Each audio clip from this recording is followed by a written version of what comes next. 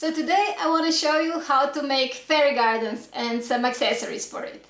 Fairy gardens were initially mini gardens that were planted outside with some beautiful little plants with usually miniature plants that had beautiful little flowers, little blooms that would attract fairies. And that's what the fairy garden was all about.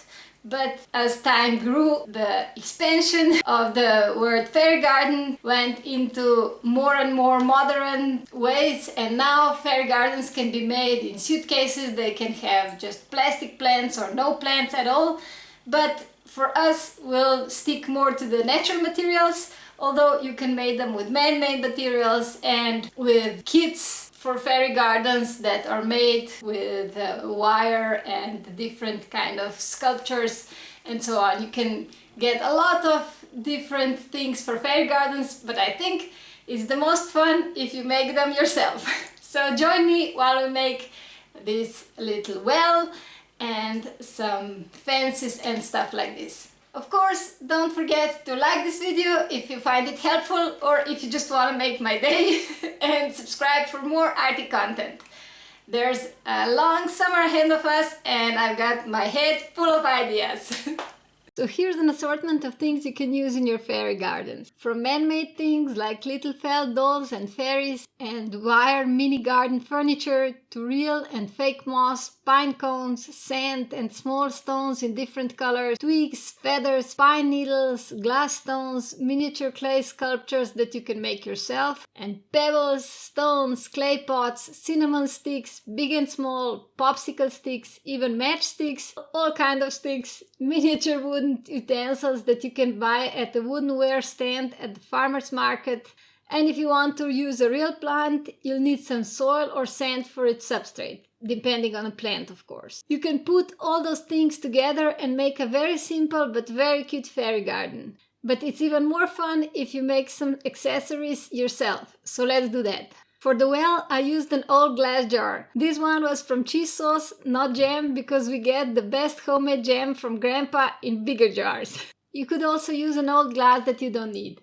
For the roof, I used a piece of cardboard from packaging that was already scored just as I needed it. Perfect. I just had to trim it down to size. The wooden thingies are old-fashioned clothespins that you can buy at a craft store, but you could also use normal wooden clothespins or even just sticks. And then I have some glass stones. These are actually optional, they're just for decoration. I stuck the clothespins to the edge of the jar. I didn't even need to glue them down, but if they move, you can do that. Then I just started gluing the stones all around the jar. I used a glue gun because I wanted the stones to be removable. I thought I'll just have this well around for a week and then I'll disassemble it, so I didn't want to permanently glue the stones on. However, later my daughter came from school and really liked the well. If I knew how much she liked it, I would have used a silicone glue that would hold the glass stones much better. So if you want the stones removable, use the glue gun, and if you want them permanently stuck, use a glue for non-porous surfaces. Now our well needs a roof. I cut the cardboard for the base to size and found some nice pine cones to remove their scales. First, I tried with plant cutters, as I saw other people do, but I found out it's actually easier to just break them and plug them out by hand, although it does take some time. Now let's glue them on. Start at the bottom if you want to overlap them as I did. The bottom row hangs over the edge of the cardboard. To glue, just put a line of hot glue onto the cardboard and stick the scales on one by one. Very easy. If you'd like to do this with kids,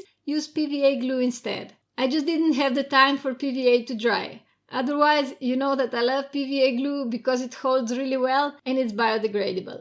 When I reach the fold, I stop gluing, otherwise the fold won't fold anymore. If you want to glue your scales to the top, then first glue the roof in place and then you can glue over to your heart's content. I do the same on the other side. In the end, I glued the roof to the clothespins and finished it off with a cinnamon stick on the top of the roof.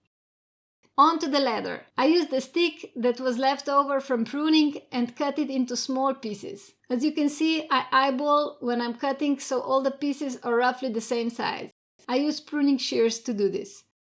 When I have enough steps for the ladder, I find 2 sticks that are roughly the same thickness for the base. Next, I just glue the steps in place. Again, I used hot glue, but you could use PVA. If the pieces move around, prop them up with some plasticine or build everything in sand so it doesn't roll around. The very same process is used for the fences, just materials are different. Although you could also make the fences out of twigs as well. But here I used popsicles from Ice Pops. We eat loads of ice cream, so I have lots of them, and cut them in half for the shorter boards. I didn't measure anything, but you could if you want to be very neat. You might want to sand the edges in that case too. I didn't bother, our fairies are all tomboys and don't mind. Again, I took 2 sticks from the bottom part and glue small parts on top. No measuring, all eyeballed. You can also mix and match materials like twigs and popsicle sticks. And here I'm showing you how I made the fence from popsicle stick and matchsticks.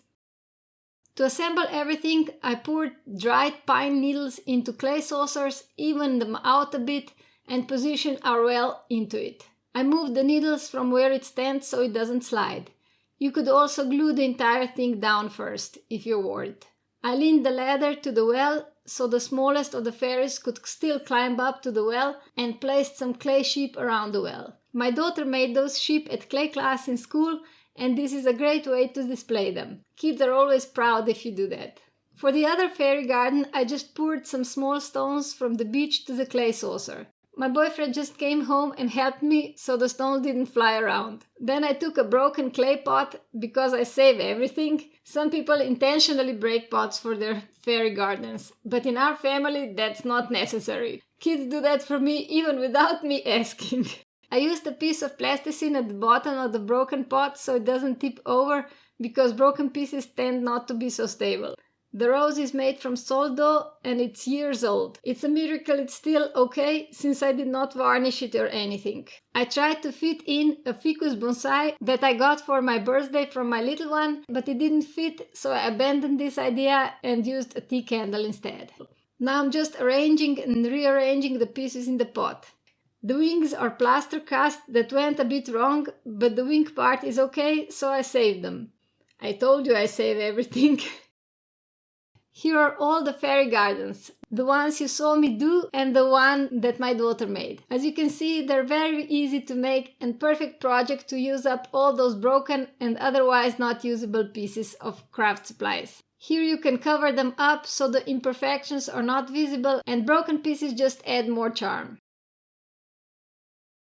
I really hope you liked this video. If you did, let me know, subscribe and find some more in my playlist. See you next Friday. Bye bye!